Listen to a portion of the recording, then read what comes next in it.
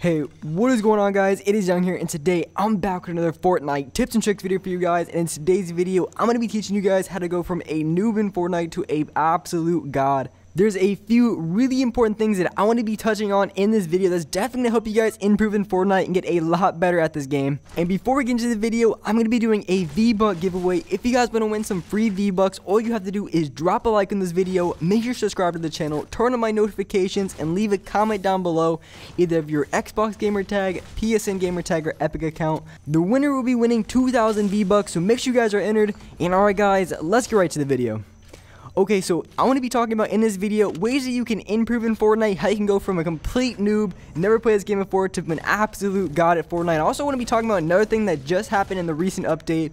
In that recent update, they actually took out the drum gun, which is a weapon that I've been using for so long, and I know you guys have been using the gun too, so they took it out, and I want to be talking about a little bit how that might change the meta in Fortnite. Well, obviously, it's still going to be, pump SMG or heavy SMG, but for me personally, using the drum gun every single game has definitely be changing the way I play in my gunfights, and I think it's gonna work out for the better. This gun's completely overpowered. I just wish they would put a double pump in, but as long as double pump isn't in the game, it's still gonna be a spray and pray meta. You guys already know. I might just have to go with my simple loadout, the SCAR. Actually, they put in the suppress SCAR. So suppress SCAR, run a heavy, and then I might have to pull out the minigun every single game.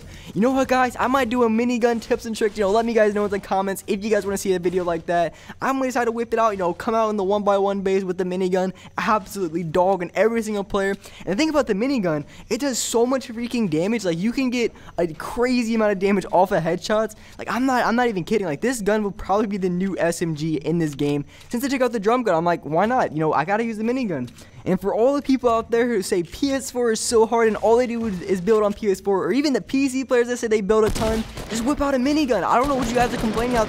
Whip out some C4, whip out a minigun, and just go absolutely ham. If that's the only reason that they're better, it's because they can build more, just pull out a minigun. Like, god dang, it's that easy, brother. Just whip out the minigun, go absolutely ham. If they can't build and they run out of mats, they can't build. You know what I'm saying? Like, if they have no mats, they can't build. So just whip it out. That's all I'm saying. That's all I'm saying. But anyways, guys, let's get into my tips and tricks on how to become a better player at the game and how to go to an absolute god in Fortnite very quickly. Alright, so first, I want to talk about what separates a good player from a bad player. Like, how do you know? Like, how do you know if someone's good at the game? Other than, if they're absolutely going ham, clutching up every single game, of course they're going to be a really good player. But what honestly really determines a good player from a bad player, it's not like straightforward as you guys think. There's a lot of different factors, and usually stats is a pretty good way to tell. Of course, there's always people who say stats don't really matter, stats don't mean this, which I agree to an extent, but at the same time, like, you look at someone's stats, you can have a pretty good idea of how they play in their play style. And something that I've really noticed is pretty much their stats pretty much almost directly reflect on how exactly they play. Like, I can look at someone's stats and pretty much determine how they play in their play style. Doesn't mean I'm right every single time or they don't do anything different, but it's a pretty good indicator in how they play. Back in Season 2 and Season 3, I'd say by far the biggest factor between someone who was good at the game and someone who's a complete noob was just building. That's honestly what it was. If you were a good builder, if you could build a 1x1 with 10-10 sensitivity extremely quickly, you were going to win a ton of gunfights against people who had no idea how to build. But now in Season 5, it's almost going into Season 6. That's crazy. There's only 1 week left of the season before we hit Season 6. But going into Season 5 and Season 6, pretty much everyone in the game, unless they're like completely a noob, pretty much knows how to build, or at least has a decent understanding of building. So when it comes to building, I don't think that's really the decider on how good a player is. Because of course you have to be quick at building. If you're a quick builder, you're going to have advantages in a lot of different ways. But nowadays, since everybody's building, you kind of have to do something else to put yourself in an advantage. You know what I'm talking about? It's not just every single time if you can just outbuild your opponent, you're going to win.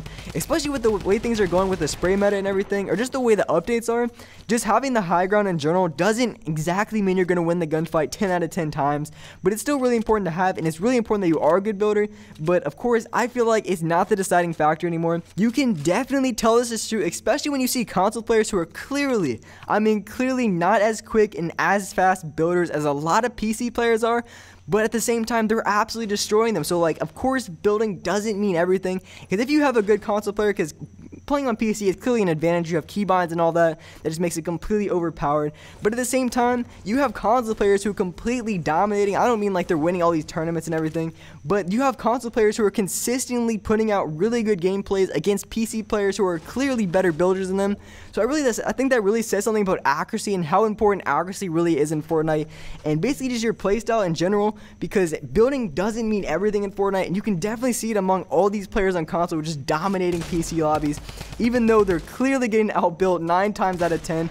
But they're playing a little bit different, and I've noticed that when I have to play against PC players, I have to change out my playstyle. I can't play the exact same way as I would on console, because I know players on there, they have their max sensitivity, they're whipping their mouse back and forth, and they're building so much freaking quicker than I am. But that doesn't mean that I'm losing all of these gunfights against them. I just have to play a little bit different. I have to adjust my playstyle, and I have to make sure that I'm hitting my shots more than they do. But the one thing, the absolutely one thing that really separates a new player from a really good player is just straight up consistency. That is the #1 difference and how you can get better at the game, and something you should definitely be focusing on if you want to improve in Fortnite and get really good really fast, is you have to focus on consistency. Because I know a lot of players who can drop a high game, like they can get a 15-16 kill game, but if they drop it like once every month, you know, once every like 3 weeks, you know, it doesn't really matter too much because they're only dropping it every so often. It's not very consistent and they're not dropping it.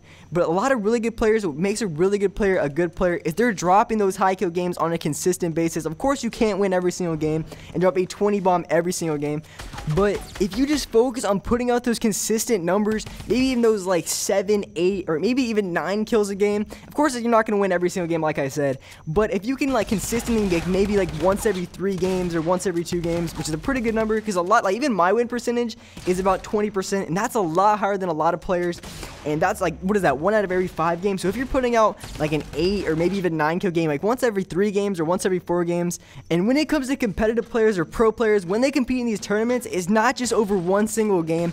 They have to compete over multiple games, and they have to play well every single game, because if you just win one of those games, or not even win one of those games, you play really, really well in one of those games, and you just completely just absolutely play like complete dog trash for the rest of the games, you're not going to do very well in the tournament, and you're not going to win the tournament. So I think it's better to focus on, if you want to get better at this game, if you want to get more consistent, and you can win a lot more games that way, the best thing you can do is you really want to focus on maybe getting those like 7, 8, 9 kill games on a more consistent basis than trying to go for that one really high kill game, you know, 14, 15, 16 kill game.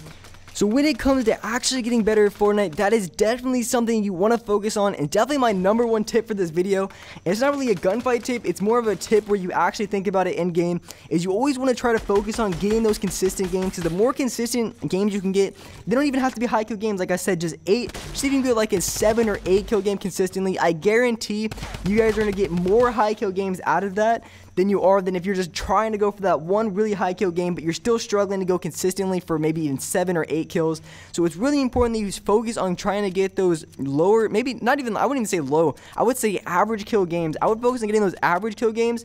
So when you go for those high kill games, or even those gameplays where you're really just only trying to drop like 9 kills and you just happen to run into a lot of players, you're going to be dropping those high kill games more consistently, and you're going to be becoming a lot better player. So of course, the last thing I want to talk about is the drum gun getting taken out of Fortnite, and what are my thoughts on that, and give you guys my honest opinion of the drum gun getting taken out. So at the time of making this video, this is when it got taken out of the game. The drum gun was definitely a gun that I was using every single game. This is a gun that I made sure I had in my loadout. It was such a good gun. It was super overpowered. It was really good for build fights. I would challenge extremely aggressive with it because I knew it could absolutely melt. A headshot was like 50 damage, body shot was 25, so this was just ripping through people's health. It was ripping through walls.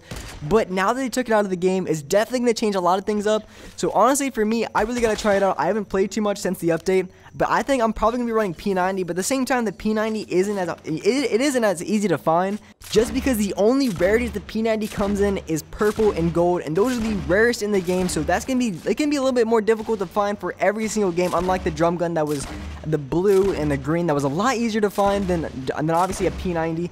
But the P90 is definitely a dominant SMG, even though it doesn't rip through walls like it used to. I remember when the first came out, that thing was absolutely overpowered. It was crazy OP. But now the SMGs have absolutely zero range on them. Like, you guys have played with it, it is so bad at range. It's like a 7 damage hit at range. Like, you shoot it at range, it does like 7 damage. You're like, bro, why did I even shoot? why did I even shoot at the guy? Because the only thing you did was make him turn around and spam build. So you guys get what I'm saying? Like, why did I even shoot? So that's really going to be interesting in how it plays out. I'm not entirely sure. Of course, like, everybody wants to double pump. Like, where's it at, Fortnite? Like, bring it back. Come on, cuz. Come on, cuz, bring it back.